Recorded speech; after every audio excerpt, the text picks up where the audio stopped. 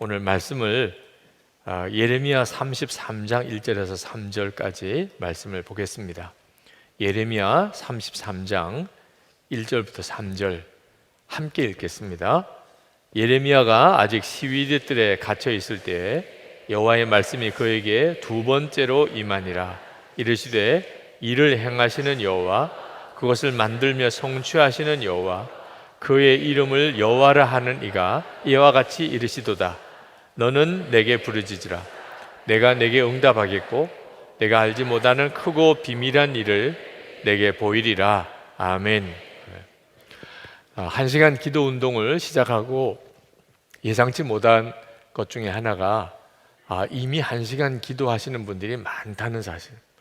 저에게 여기저기서 저도 1시간 기도하고 있어요, 그렇게 메일을 보내시거나 문자를 보내거나 만나면 그렇게 간증하시는 분들이 굉장히 많다는 것입니다. 하나님은 그저 저에게만 그런 마음을 주신 게 아니라는 사실에 대해서 참 놀라웠게 경험을 합니다. 여러분들 중에도 이제는 1시간 기도하는 것이 익숙해지신 분들이 많으실 겁니다.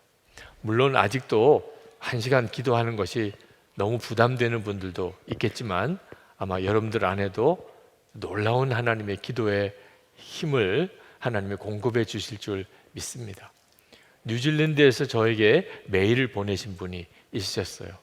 그분이 뉴질랜드로 이민을 가셔서 이민자의 삶이 힘들잖아요. 그런데 들려오는 한국 고국에서의 소식은 또 너무 마음을 무겁게 만들고, 그러면서도 이민 교회 안에 영적인 메마름이 또 너무 안타깝고, 살아내야 되는 경제적인 어려움, 여러 가지 이민 생활에 부딪히는 어려운 문제들도 많고 기도하지 않을 수가 없더래요.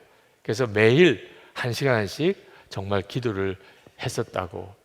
그러면서 1시간 기도 운동에 대해서 듣고 너무나 반가워서 메일을 보냈다는 거예요.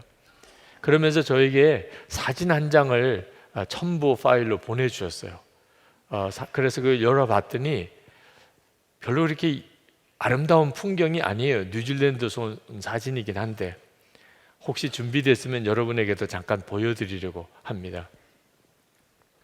그냥 발을 찍은 사진이에요. 발을. 근데 무슨 흉터가 있는 것 같이 그런 발인데 본인이 이 사진을 목사님에게 보여드릴까 말까 고민하다가 보냈느라고 어느 날 아내가 자기 샤워하는데 발을 보고는 깜짝 놀라더래요. 당신 이게 무슨 큰 병이 생긴 거냐.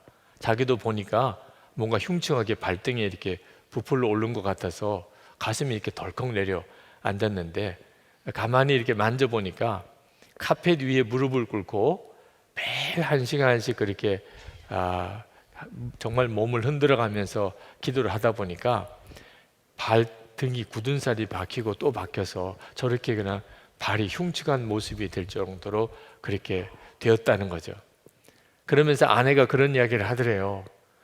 당신 기도 때문에 우리가 살았어요. 지난 몇 년 동안 당신이 그렇게 하나님 앞에 나가서 매달려서 기도하는 그 기도 때문에 우리 가정의 문제도 해결되고 또 하나님의 놀라운 은혜 체험도 있고 믿음도 지키고 그랬노라고.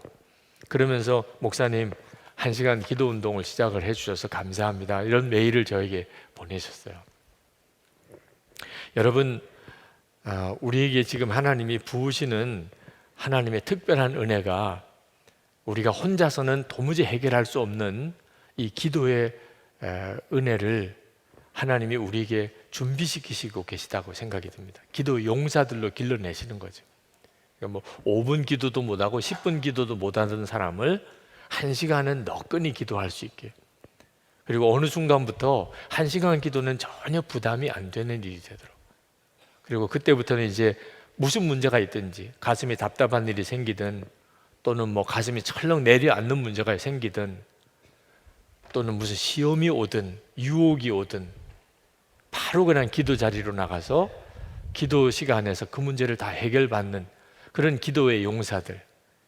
그래서 나중에 하나님이 하나님의 나라와 민족을 위해, 열방을 위해서 기도하는 자들을 이렇게 세울 때, 그때 그 기도의 용사로 다 일어나는 사람을 만드시려고 하나님이 이 일을 하시는 것 같습니다. 여러분, 주부들이 잘 드는 칼을 좋아하죠. 독일 칼을 유명하다고 그러더라고요. 그래서 독일 여행 갔다 오는 분들이 좀 살벌하지만 칼을 가지고 오는 분들이 있더라고요. 제가 보기에는 뭐 한국 칼이나 독일 칼이나 똑같아 보이긴 하는데 써본 분들은 다른 모양이죠. 그렇게 좋은 칼을 주부들은 가지기를 원해요. 또 군인들은 아주 잘 이렇게 정비가 된, 기름칠도 되고 0점 조정도 된 그런 총을 갖기를 원하죠. 그렇죠?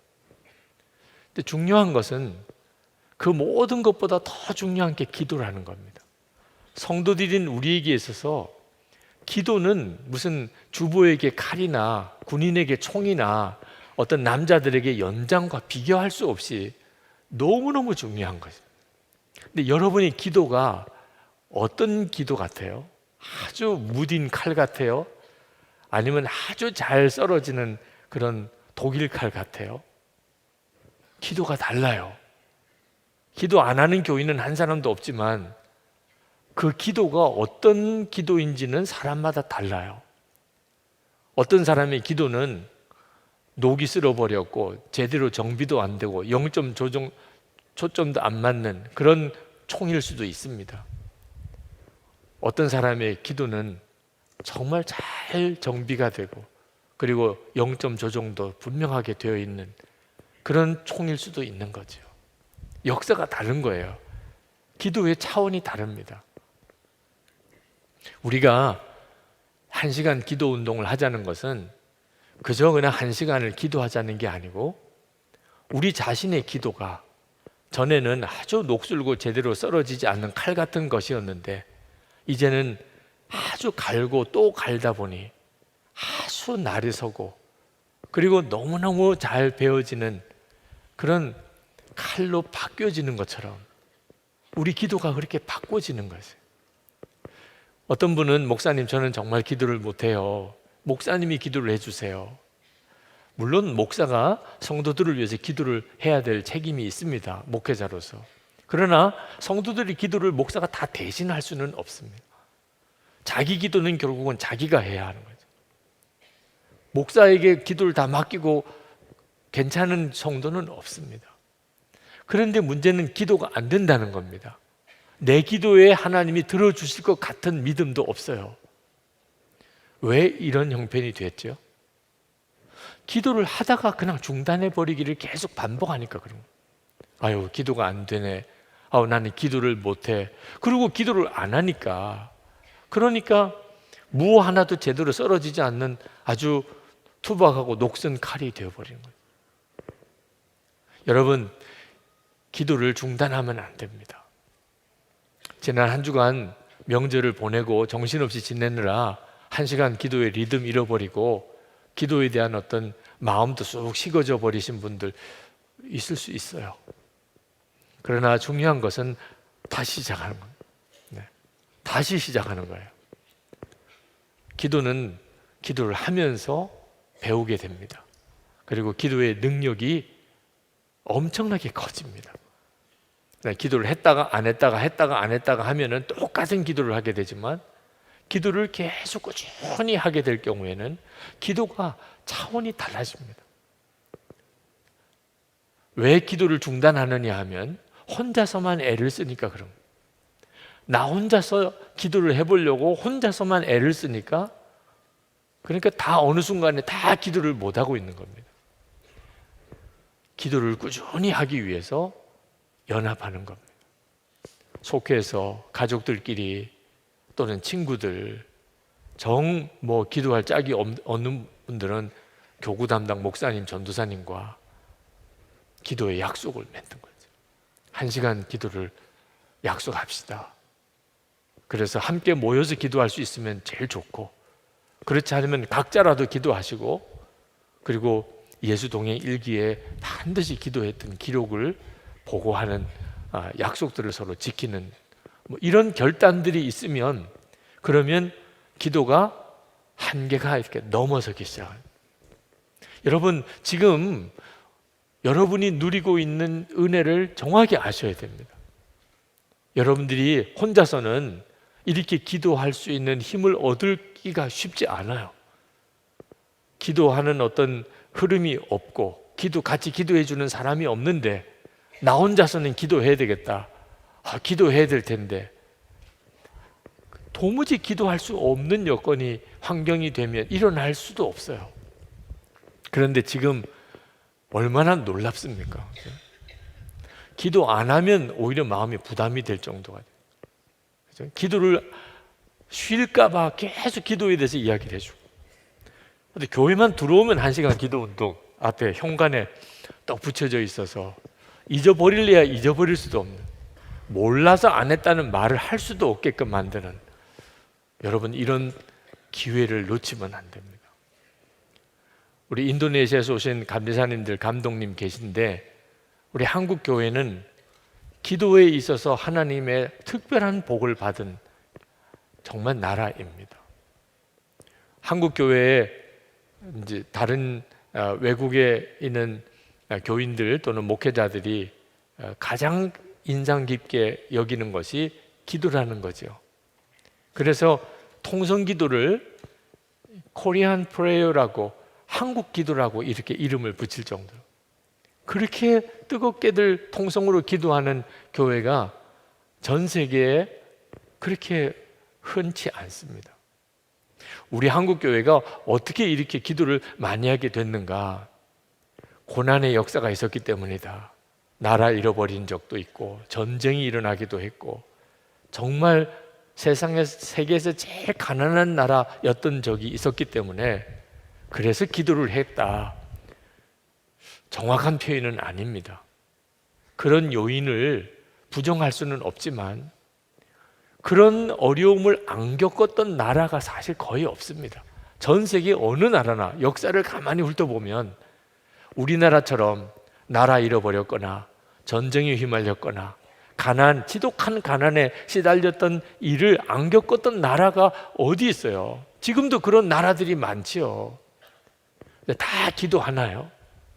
새벽 기도하고 철야 기도하고 금식 기도하고 그리고 통성으로 같이 기도하고 그렇게 하나요? 그런데 우리나라는 그런 어려움이 성도들을 기도하게 만든 거예요. 그래서 한국교회 교인들은 기도하기가 쉬운 겁니다.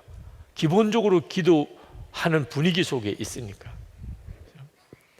그러나 한국교회도 서서히 기도의 힘이 이렇게 쭉 식어져 내려가는 것이 안타깝죠.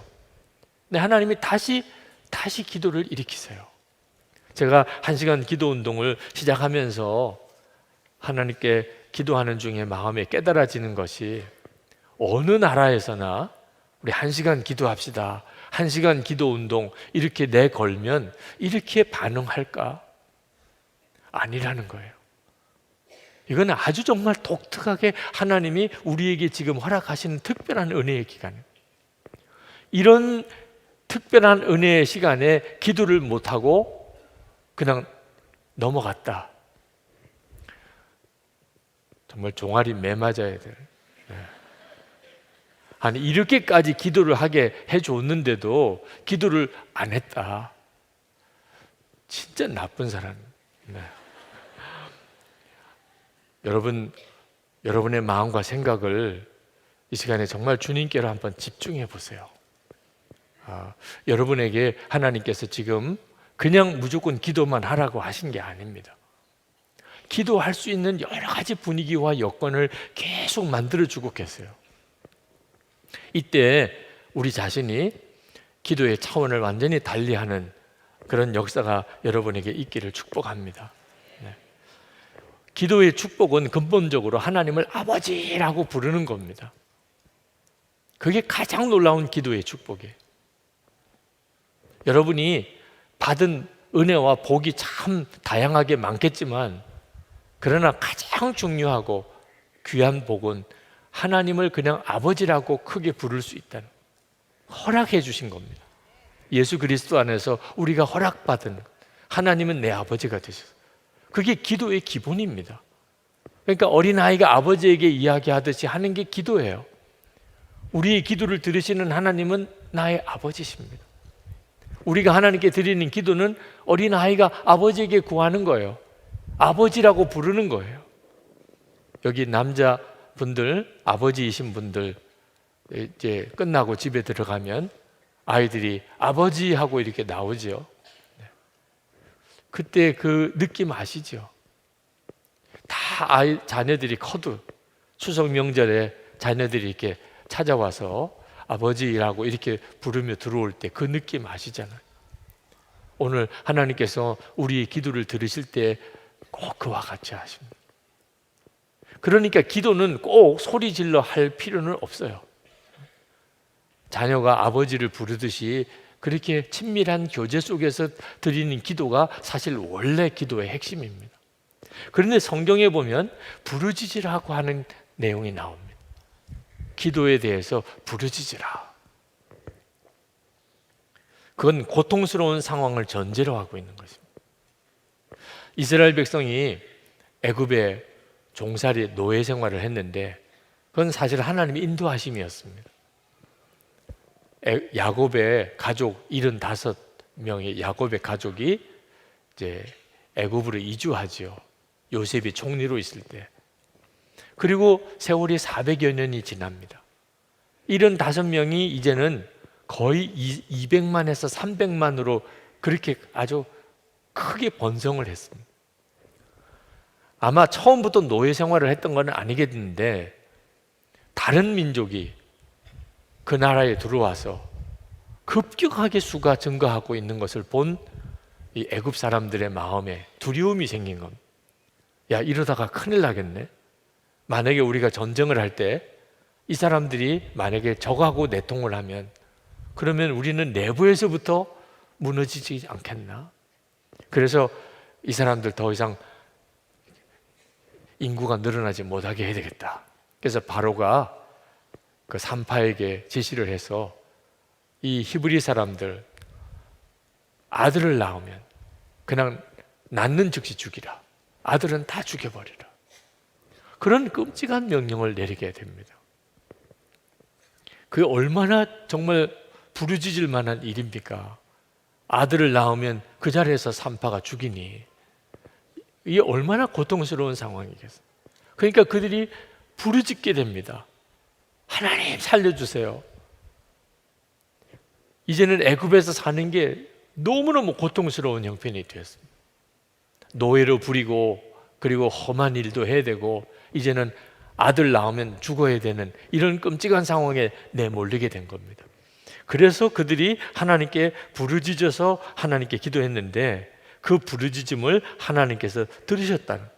출애굽기 3장에 보면 여호와께서 가라사대 내가 애굽에 있는 내 백성의 고통을 정령히 보고 그들이 그 간역자로 인하여 부르짖음을 듣고 그 우고를 알고 내가 내려와서 그들을 애굽인의 손에서 건져내고 그들을 그 땅에서 인도하여 아름답고 광대한 땅, 젖과 꿀이 흐르는 땅, 곧 가나안 족속의 땅, 그 지방에 이르리 하노라. 그러니까 하나님께서 우리의 부르짖는 기도를 들으시는 내용이 성경에 곳곳에 나옵니다. 근데 이 부르짖음은 기본적으로 아주 고통스러운 상황에 처해져 있다는 것을 말합니다. 그러므로 우리가 부르짖어서 기도하는 기도가 크다는 말은 고통스러운 일이 우리 안에 많다는 뜻이에요. 힘들고 어려운 일이 우리 안에 많다는 겁니다. 실제로 교인들의 기도를 가만히 보아도 아주 힘들고 어려운 사람들의 기도는 소리가 큽니다. 그래서 형편이 좀 괜찮은 분들은 왜 이렇게 시끄럽게 기도해? 또 형편이 괜찮다는 뜻입니다. 네. 형편에 따라서 기도가 완전히 달라집니다. 제가 실제로 목회를 하면서 가만히 우리 성도들과 함께 기도해 보니까 힘들고 어려운 일이 많으니까 소리를 지르게 되는데 참 이상하게도 그렇게 부르짖어서 기도하는 때에 성령의 역사가 강하게 나타나요. 그래서 기도의 소리를 잘 지켜야 하겠구나. 기도의 소리가 형편이 어려울 때는 커지다가 괜찮으면 서서히 적어집니다. 이 기도가 서서히 힘이 잃어버리는 것 같더라고요. 그래서 우리가 어떻든지 하나님 앞에 좀 부르짖어서 기도하기를 원하는 그런 마음이 목사인 제 마음속에 아주 강하게 일어나더라고요. 그러면서 깨달았어요. 이 부르짖음이 기도의 은혜라는 거예요. 오늘 3절 말씀에 보면 너는 내게 부르짖으라 그렇게 말씀하셨는데, 이 말은 명령이기도 하고 또 한편으로는 허락이기도 합니다. 너는 내게 부르짖으라. 그러니까 어려운 문제가 생긴 사람에게 부르짖어서 기도하라. 왜 가만히 있어? 좀 큰 소리로 기도해봐. 이런 뜻이기도 합니다. 여러분 중에 정말 부르짖어야 될 형편인데도 기도가 안 된다, 나 기도 못한다 이러면서 있는 분들 있을 거예요.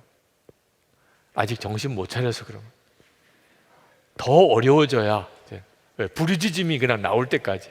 얘는 정말 바보지요, 그죠? 그러니까 벌써 조짐이 이거 큰 소리로 기도해야 될 상황이구나. 그러면 기도해야죠. 어쩔 수 없이 그냥 비명이 터져 나올 때까지 기다릴 필요가 뭐가 있겠어요? 그런데 이건 명령이기도 하지만 엄밀히 말하면 허락하시는 거예요. 우리가 하나님 앞에 나와서 우리가 도대체 무슨 존재가 되길래 하나님에게 큰 소리로 기도할 수 있습니까?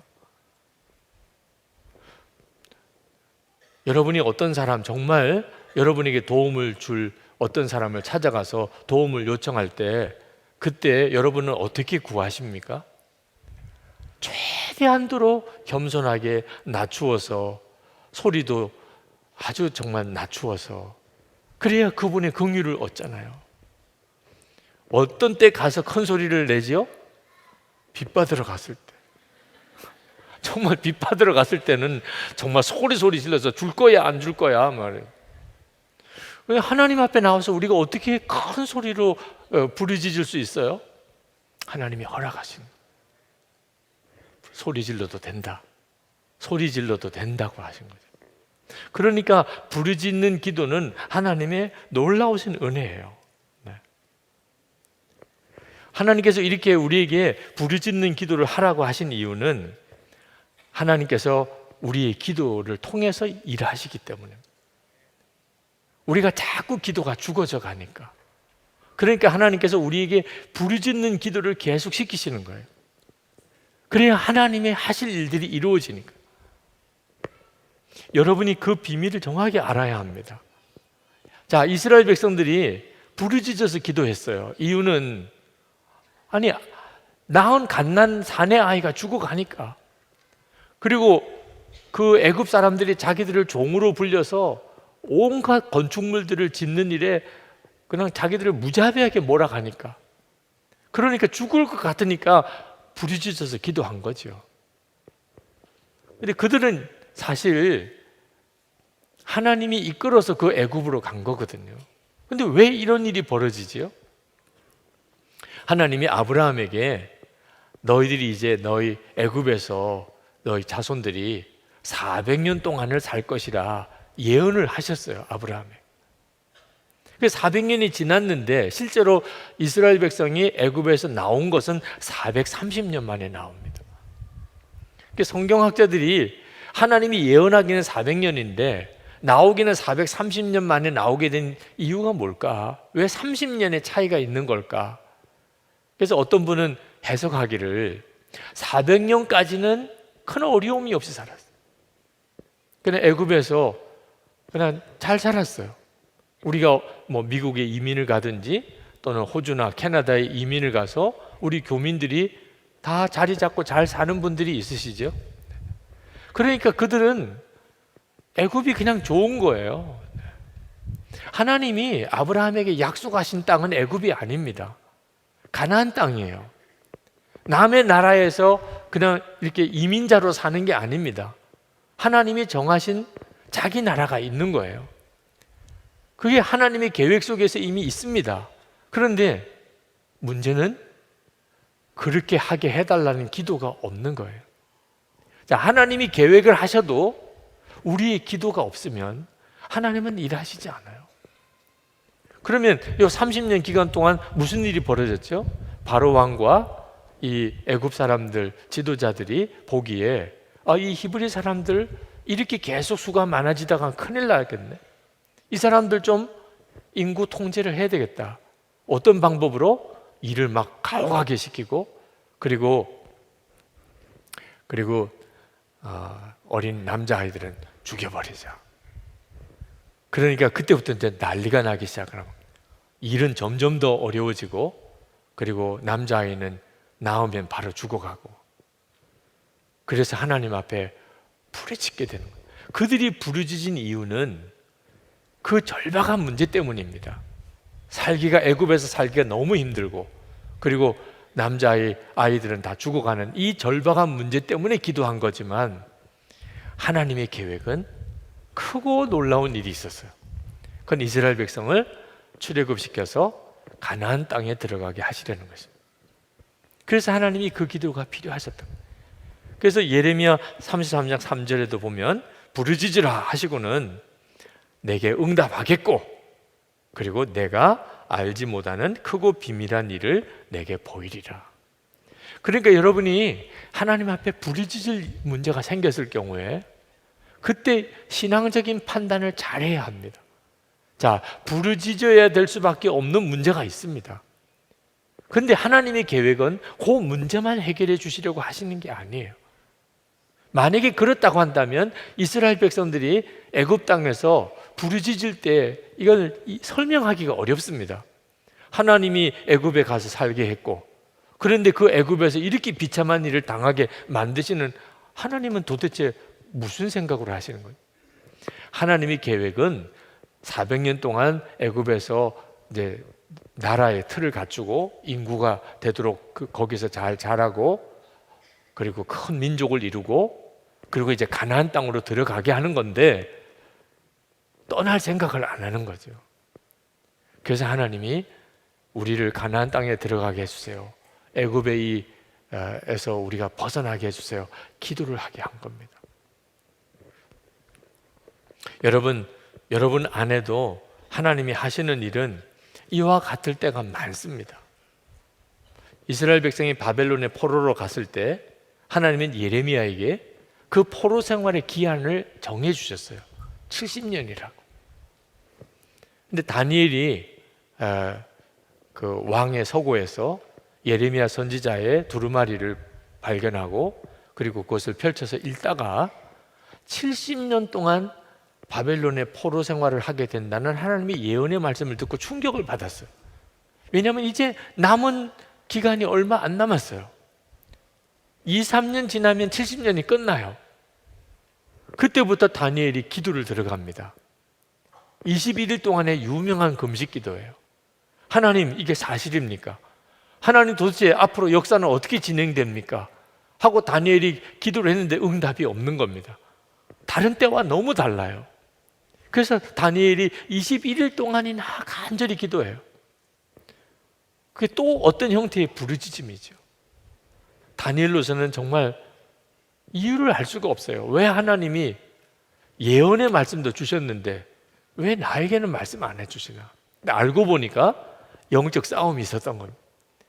이 페르시아의 공중에서 하나님의 천사와 그리고 페르시아의 수호신 마귀가 싸우느라고 하나님의 응답의 천사가 다니엘에게 오지 못했던 겁니다. 21일 동안 계속 기도를 하니까 결국은 미가엘 천사장이 와서 그 마귀와 대적하고 그리고 응답의 천사가 다니엘에게 와서 하나님이 하실 놀라운 비밀을 가르쳐 주죠. 다 하나님이 계획하신 일입니다. 하나님이 이스라엘 백성을 70년 만에 다시 이제는 바벨론 포로에서 예루살렘으로 돌아가게 하실 모든 일을 하나님이 다 계획하셨어요. 그런데 기도가 필요한 겁니다. 하나님이 계획하신 일을 이루시기 위해서는 반드시 우리의 기도가 필요한 거예요. 왜냐하면 그래야 우리가 하나님이 하신 일이라고 알게 되는 거예요. 기도하지 않고 되어진 일은 하나님이 하셨다고 고백이 안 나와요. 그런데 우리가 정말 간절히 기도하고 되어진 일은 이야, 이건 하나님이 하셨구나. 하나님께서 하나님이 친히 모든 일을 하신다는 것을 우리에게 알게 하시려고 우리에게 기도를 시키시는데, 그때 그 과정 속에서 부르짖을 만한 어려운 상황이 벌어지게 되는 겁니다. 그러므로 여러분이 만약에 부르짖을 어떤 문제를 만났다면, 여러분의 삶 속에 어떤 어려운 일이 생겨서 집에서 잠을 자는 것보다 내가 교회 가서 기도하는 게 차라리 마음이 편하다, 이런 지금 형편에 있다면 여러분 아셔야 됩니다. 지금 겪고 있는 어려움보다도 더 중요한 문제가 하나님의 계획 속에 진행되고 있다는 거예요. 기도하는 자리로 계속 나오게 만드시면서 하나님이 이루실 일이 있다는 거예요. 오늘도 기도할 때 하나님, 제게 그저 눈앞에 되어지는 일만 놓고 기도하지 않고 하나님이 하시려는 일에 대하여 나에게 알게 하소서. 여러분 정말 그 기도 하시게 되기를 바랍니다. 사실 올해 3월만 해도 우리가 우리나라 이 한반도에 전쟁 날 것 같았잖아요. 얼마 전이에요. 우리가 2번이나 40일 금식 기도를, 릴레이 금식 기도를 했었어요. 매 끼니마다 정말 거의 100명, 200명, 300명 우리 교인들이 한 끼씩을 금식 이어가면서 하나님, 이 땅에 전쟁은 일어나지 않게 해주소서. 해외에 있는 사람들은 다 전쟁 나는 줄 알았어요. 우리가 이렇게 태연하게 일상생활을 하는 것 자체를 이해할 수가 없을 정도로 그렇게 바깥에서는 더 전쟁의 분위기가 강했었어요. 그때 하나님이 우리에게 하신 일이 기도를 시키신 거잖아요. 사실 릴레이 금식 기도 그 자체가 울부짖음이잖아요. 부르짖음이었잖아요. 그리고 6개월 정도 지나서 지금 분위기는 믿어지지 않을 정도로 확 분위기가 바뀌었습니다. 이런 일이 지금 일어날 거라고 누가 예측했겠어요? 물론 어떤 분들은 지금 되어지는 이런 북한과의 여러 협상들, 회담들, 이거 겉으로만 보는 것으로 판단할 수 없다, 그런 의견을 가지고 계신 분들도 계세요. 아마 그럴 가능성도 있겠죠. 근데 중요한 것은 우리가 초점을 하나님에게 두어야 한다는 거예요. 하나님이 이 상황을 쓰소서, 하나님이 이 상황을 만드소서. 거짓 평화 공세로 나올 수도 있어요. 속은 감추고 겉으로만 평화를 내세울 수도 있습니다. 하나님이 그냥 들어서 그냥 확 평화를 주시면 되죠. 하나님이 하시면 하잖아요. 나는 무슨 전략을 가지고 나왔는데 하나님이 그냥 다 무산시켜서 그냥 약간 기울어지는 척 하려고 했는데 그냥 확 넘어뜨릴 수도 있잖아요. 그건 모르는 일이잖아요. 우리가 초점을 하나님께 맞추자는 거예요. 하나님, 하나님의 일을 하소서. 하나님의 일을 하소서. 사실 걱정은 이렇게 남북 정상회담 때문에 우리가 기도를 안 하게 될까 봐 걱정이에요. 이제는 특별히 더 기도할 필요가 없네. 막 전쟁이 일어날 만한 그런 분위기에서는 그냥 금식 기도합시다 그러면 얼마나 많은 분들이 같이 기도에 동참했는지. 근데 지금은 다 잘 되고 있는데 이게 더 걱정인 거죠. 하나님이 우리에게 기도를 시키실 때는 우리가 생각하지 못했던 하나님의 계획이 있는 거예요. 그것이 진행되고 있다는 사실을 여러분이 분명히 알아야 합니다. 창세기 21장에 보면 하갈이 이스마엘을 낳고, 그리고 한동안에는 이제 그 자기 주인 사라를 멸시도 하고 무시도 하고, 그러다가 이삭이 태어나고 난 다음에 쫓겨나죠. 그죠? 그 어린 이스마엘을 데리고 그리고는 광야로 쫓겨나 버립니다. 그때 당시에 이런 경우는 그냥 광야에서 죽는 거예요. 가지고 있던 물 떨어지고 가지고 있는 음식 떨어지면 광야에서 죽어버리는 거죠. 그러니 정말 목이 말라서 배가 고프다고 이스마엘은 울고, 그걸 옆에서 보기가 너무 안타까워서 멀찍이 떨어져서 그 아이가 그렇게 죽어가는 것을 보아야 되는 그 하갈의 심정은 어떻겠습니까? 정말 피를 토하는 부르짖음이 아니겠어요? 근데 그때 하나님이 하갈에게 임하십니다. 부르짖음을 들으신 거예요. 창세기 21장 18절에 일어나 아이를 일으켜 내 손으로 붙들라. 그가 큰 민족을 이루게 하리라 하시니라. 하나님이 하갈의 눈을 밝히셨으므로 샘물을 보고 가서 가죽 부대에 물을 채워다가 그 아이에게 마시게 하였더라. 자, 여기도 보면 지금 하갈에게 문제는 당장 마실 물과 먹을 떡이에요. 물이 다 떨어져서 이제는 목말라 죽을 지경이 됐습니다. 그러니까 너무 비참한 거죠. 근데 하나님의 계획은 뭐죠? 큰 민족을 이룰 거야. 너 여기서 목말라 죽지 않아. 하갈에게 그것을 알게 하시는 거예요. 이미 아브라함에게 말씀하셨었지만 하갈에게 분명하게 알게 하셔서 두려워하지 않고 염려하지 않는 하나님의 놀라운 계획을 보여주시는 거예요.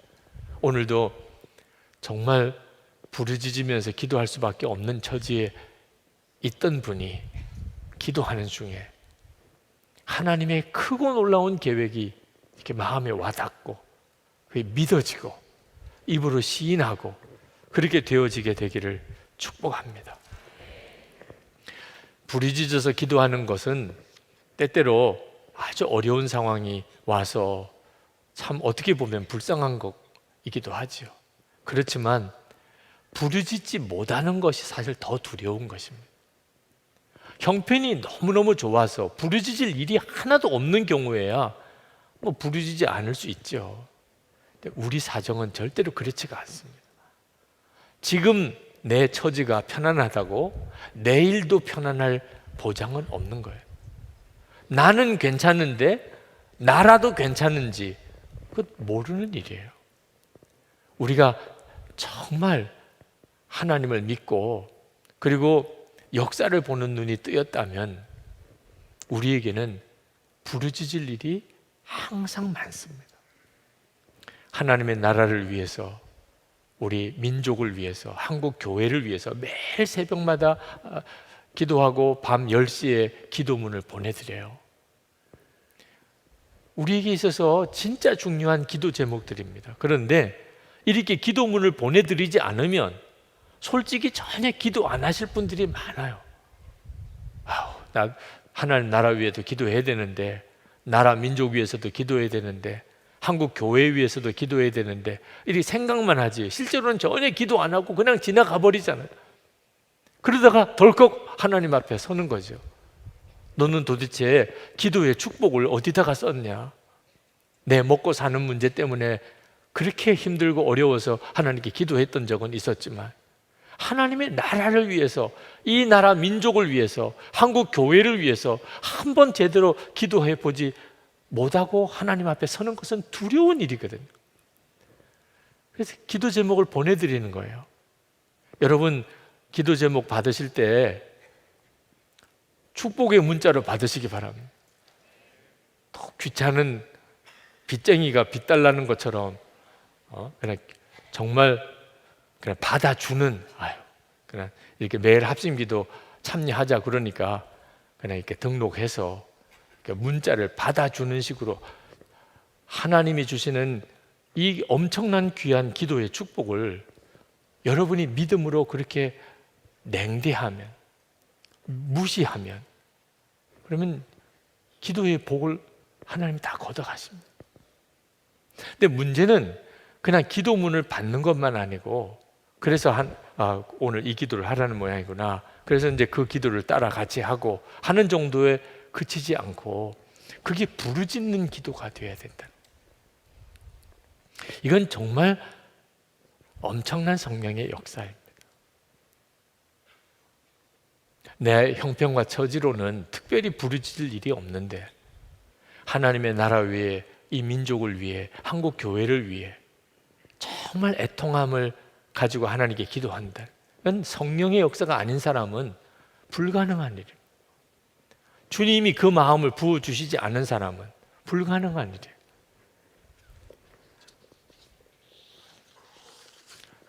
여러분, 교회 안에서도 기도를 하는데 큰 소리를 내서 기도하는 분하고, 그리고 조용히 기도하는 분하고 기도의 취향이 다릅니다. 그래서 좀 갈등도 있어요. 새벽기도 끝나고 통성기도 시간에 어떤 분은 큰 소리로 기도하기를 원하고, 어떤 분은 조용히 주님과 묵상의 기도를 하고 싶은 이런 갈등이 매번 미묘하게 경험이 됩니다. 우리 성령 집회 때도 그렇고 마가다락방도 그렇다고 들었어요. 큰 소리파와 묵상파가, 네, 그래서 우리 마가다락방에서 이제 서로 함께 하면 너무 갈등이 심하니까 소리 지르는 파와 안 지르는 파의 기도 자리를 이렇게 구분을 해드리기도 했다고 그러는데, 이거 한번 기도에 쭉 몰입되다 보면 아마 절제가 잘 안 되는 분도 있나 봐요. 네. 근데 저는 둘 다가 다 필요합니다. 우리에게 있어서의 기도는 큰 소리로만 기도하는 것만은 능사가 아니에요. 기독교는 너무 시끄러워, 일리가 있는 이야기예요. 네. 어떤 사람에게는 큰 소리를 기도하는 사람이 엄청 기도에 방해가 되는 사람도 있습니다. 그러니까 큰 소리로 기도하는 것에 대해서 우리가 늘 귀하게 여겨야 하지만 절제할 줄 수 있어야 돼요.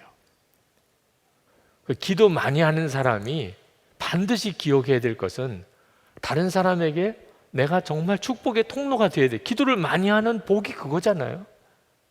기도를 많이 하는 사람이 점점 고집이 세지면 이건 이상하게 가는 겁니다. 이건 내 스타일이야 이러면 그 사람은 사실은 진정한 성령으로 기도하는 사람도 아니에요. 기도를 정말 많이 한 사람일수록 다른 사람을 배려하는 마음과 그런 행동과 말이 나오는 게 정상이죠. 그래서 교회 안에서 큰 소리를 기도하는 일은 항상 격려를 받아야 됩니다. 그걸 제지시키는 일은 제가 보기에는 교회 기도 불을 끄는 것과도 같아요. 그렇지만 이상한 소리로 기도하는 것은 또 조금 조심해요. 나 나름대로는 뭐 간절히 기도한다고 소리를 질렀는데 어떤 사람은 그냥 내내 기도 시간에 그게 그냥 너무 귀에 거슬려서 주님께 집중이 안 되게 할 수도 있거든요. 그래서 내 기도가 다른 사람 듣기에 괜찮은지 안 괜찮은지 좀 자문도 구해 볼 필요가 있습니다. 좀 큰 소리를 기도하시는 분들은 주변 분들에게 솔직하게 이야기해달라 하고 자문을 구할 필요도 있어요. 또 자기가 녹음해서 들어봐도 돼. 자기가 기도한 걸 요즘에 휴대폰으로 다 녹음이 되잖아요. 그러니까 녹음을 해서 조용한 곳에서 한번 들어봐서 이렇게 계속 기도해도 되겠다 안 되겠다, 조금 자기가 생각해도 민망하겠다고 싶으면 그 독실에 가서 기도하면 되잖아요. 그렇죠? 꼭 여러 사람이 있는 데 가서 그렇게 막 소리 지를 필요 없이 조용한 곳으로, 구석진 곳으로 이렇게 가서 기도하면 되죠.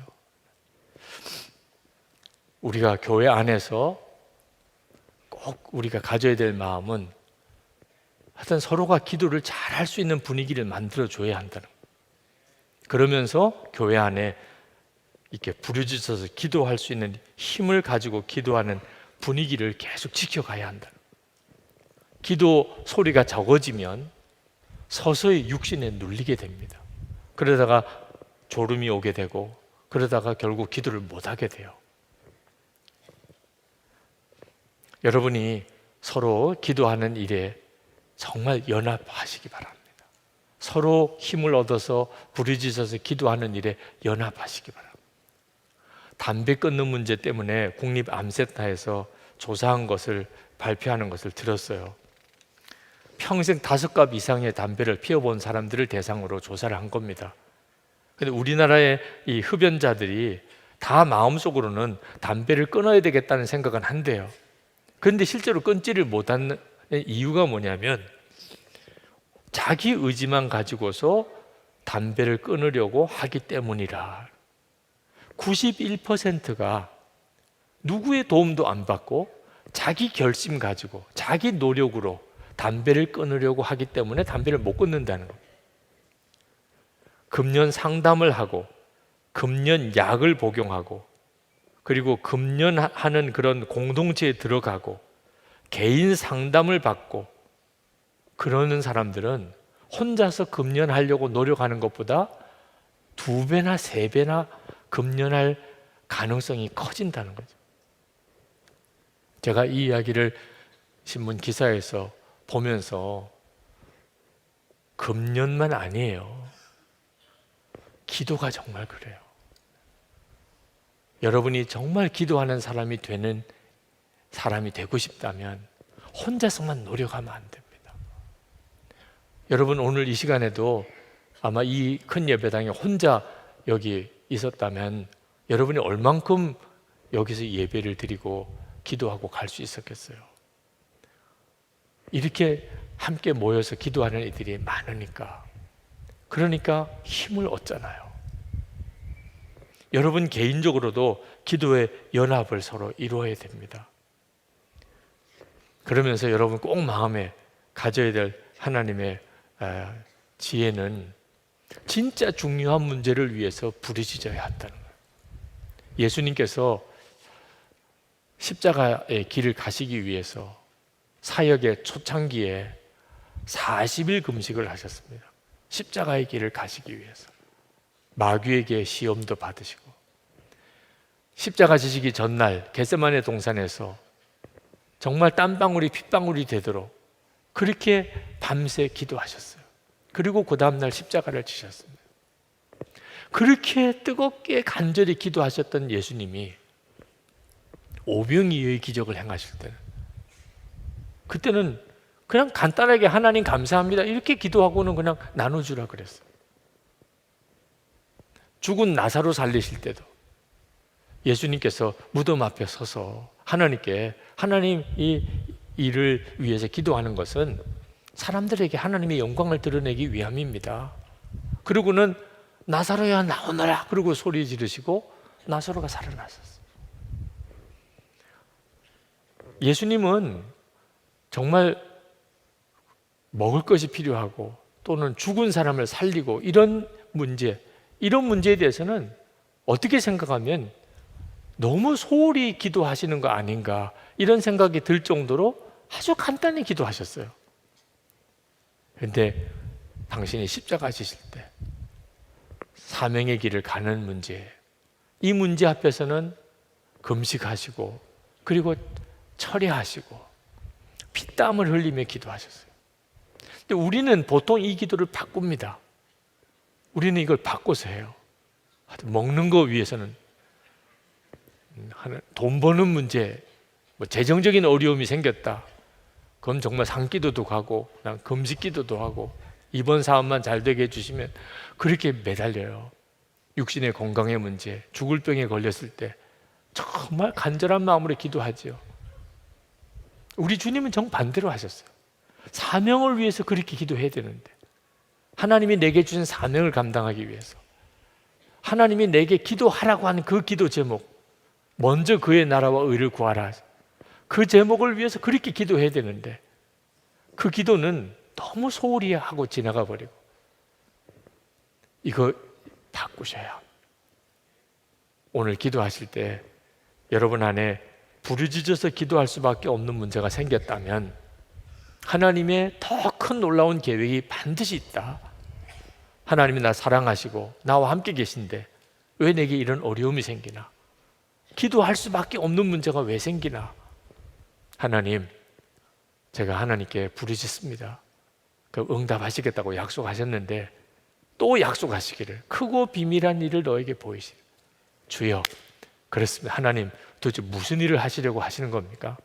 하나님의 계획은 도대체 어떤 일을 지금 이루시려고 하시는 겁니까? 나를 이렇게 기도 자리로 부르시는 이유, 소리 질러 기도하게 하시는 이유가 뭡니까? 하나님이 오늘 여러분에게 응답하실 줄 믿습니다.